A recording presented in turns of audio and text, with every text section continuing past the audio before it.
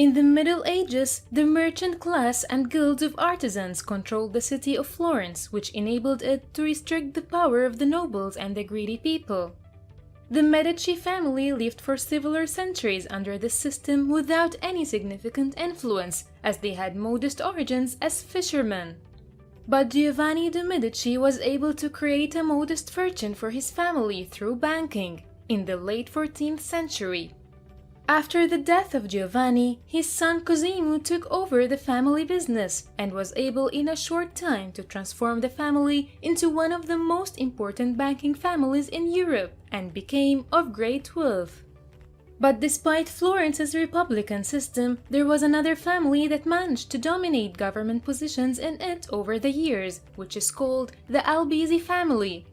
Cosimo didn't fight against them and gave them his silent support, as he preferred not to be present in the background of the political scene in Florence.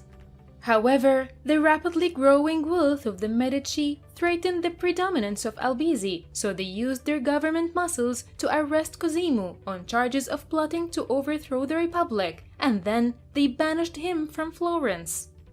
He left the country quietly, knowing that sometimes one had to slow down, and over the following years, the Albizzi family began to raise fears that they were forming a dictatorial government.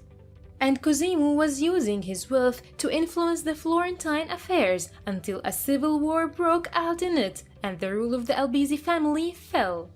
Cosimo returned to the country and regained his position, and because he was a clever and intelligent man, he didn't make the same mistakes as the Albizzi family. So, he secretly used his wealth to buy influence among the important citizens and put his allies in high governmental positions where he chose them from the middle classes to hide their loyalty to him.